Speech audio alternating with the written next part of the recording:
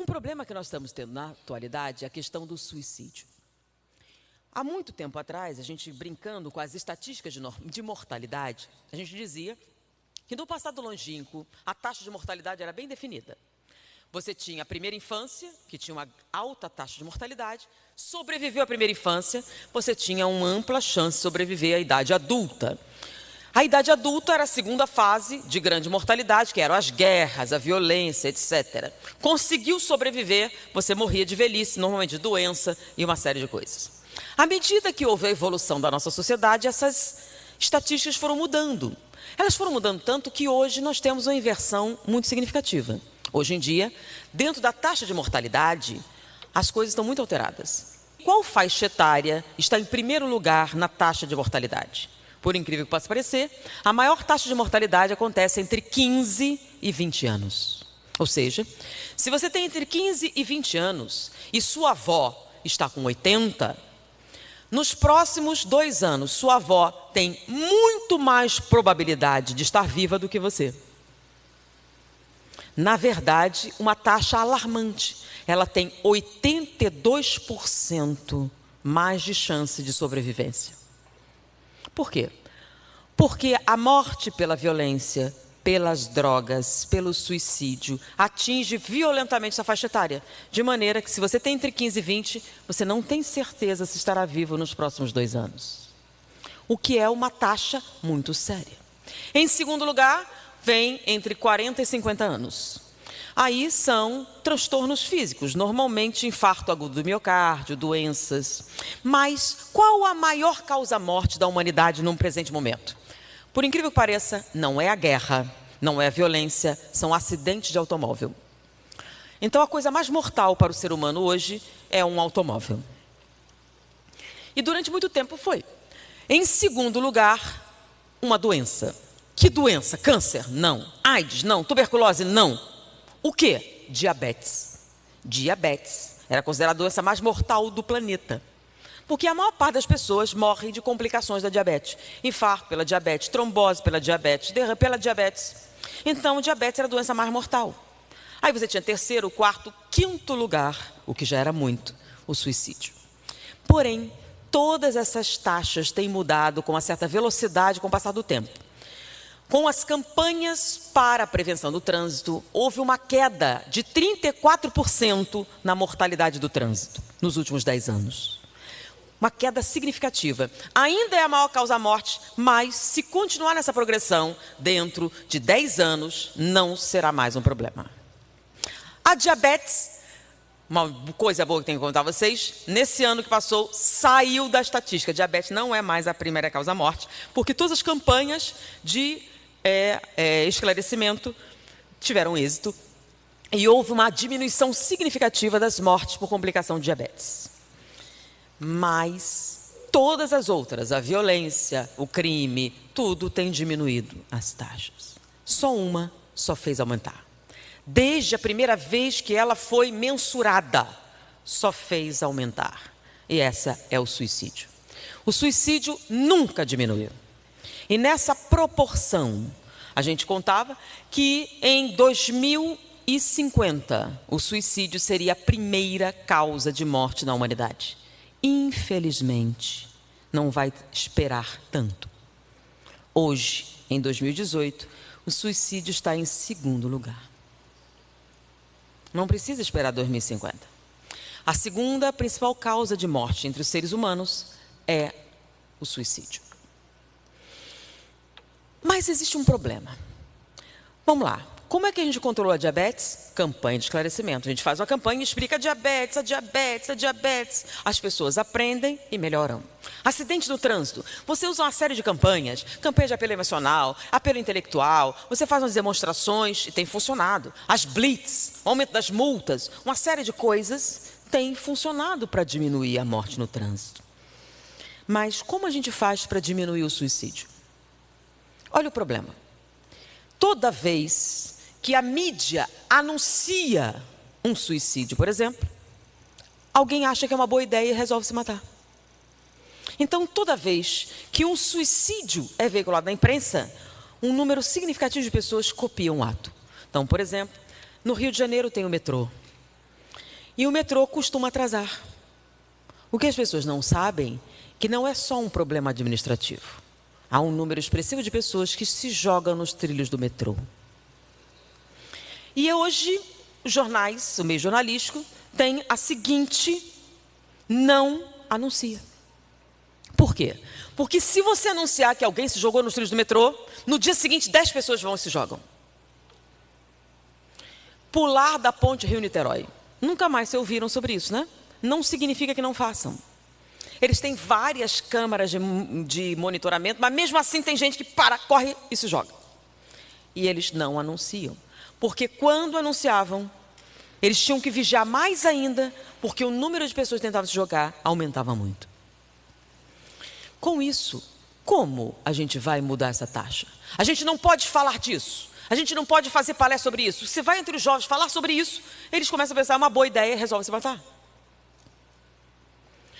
Filmes que eles tentam abordar o assunto funcionam como atiçadores. Recentemente, uma minissérie de televisão, uma série de TV, resolveu abordar essa temática entre os jovens, o bullying, o suicídio. E, ao contrário das especificações, aumentou o número de suicídios e foi proibida em diversos países. Porém, como fez um sucesso grande mídia, já foi para a segunda temporada. Vários filmes que supostamente têm o objetivo de esclarecer as pessoas com relação ao suicídio têm efeitos contrários.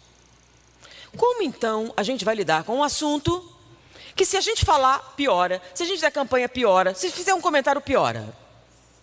Como é que a gente vai diminuir a taxa de suicídio sem falar sobre isso?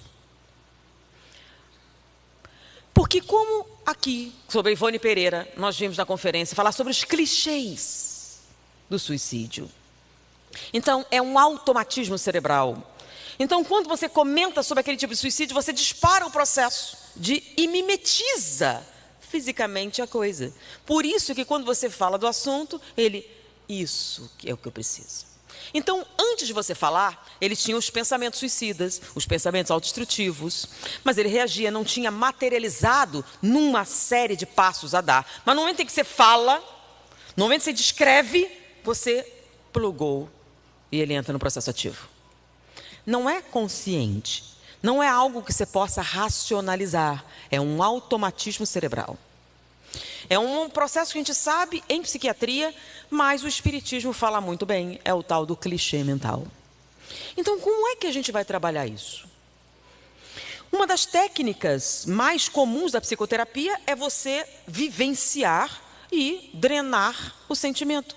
Mas com o suicídio não funciona. Qual seria a técnica? Diante desse índice, quando ele foi apresentado, existe uma organização internacional chamada Centro de Estudos da Mente Saudável, que foi desenvolvida através da ideia do Dr. Richard Davidson. Dr. Richard Davidson é considerado uma das 100 pessoas mais influentes na comunidade científica na atualidade. É o pai da cultura da mindfulness, que é a meditação moderna.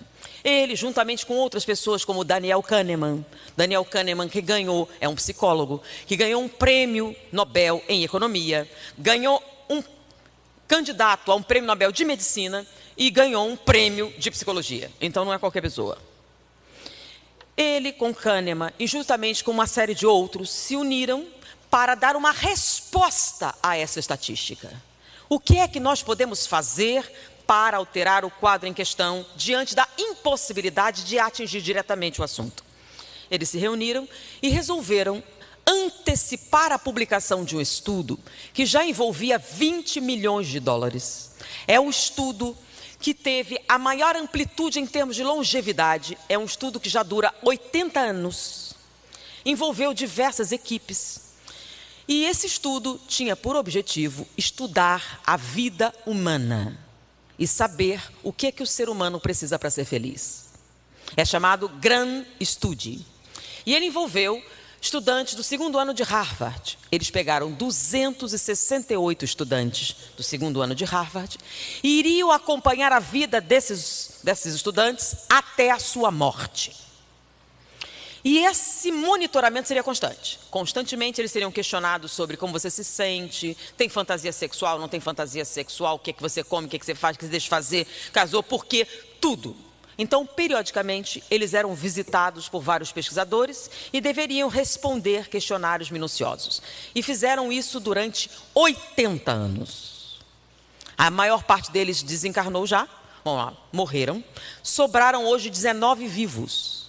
E o estudo somente seria publicado após a morte dos 268 participantes. Porém, em virtude dessa estatística perigosa e violenta para a humanidade, eles resolveram antecipar a publicação do trabalho. Os 19 sobreviventes concordaram e eles lançaram a análise. Nessa análise, eles verificaram, estabeleceram algumas estatísticas muito precisas. Eles eram capazes de dizer, com precisão, o estado de saúde do colesterol de uma pessoa por coisas que ela fez. Mais precisamente do que um exame de sangue. Eles descobriram que havia uma relação direta entre a saúde física e mental de uma pessoa e o número de pessoas com que ela se importava. Como assim? Quanto maior o número de pessoas com quem você se importa, com quem você se preocupa, mais saudável é sua mente e o seu corpo. Independente da riqueza, porque eram alunos de Harvard, a maior parte deles tinha, para iniciar a vida, uma situação confortável. Porém, a riqueza não foi um fator determinante da felicidade. Ter ou não ter um amante não foi o fator determinante da felicidade. A atividade sexual não foi o fator determinante da felicidade. Eles analisaram todas as variedades e chegaram a uma conclusão. E o pesquisador que acompanhou por mais tempo a fase publicou um resultado. Não importam o que digam, a felicidade vem do amor que você sente por outras pessoas. 80 anos de estudos, investimentos pesadíssimos, uma grande quantidade de pessoas, e chegou à conclusão que a sua saúde física e mental vem do número de pessoas com quem você se importa. Que a preocupação com as pessoas ao seu redor libertam você da amargura, libertam você do sofrimento, libertam você das correntes do ego, libertam você desse sofrimento atroz de supor-se que você é o poço legítimo do todo o sofrimento da terra. Que só o amor liberta você da dor. Ou seja, 20 milhões de dólares, centenas de pessoas, milhares de páginas de relatórios, para chegar à conclusão que fora da caridade não há salvação. Foi um prazer estar com vocês. Muita paz.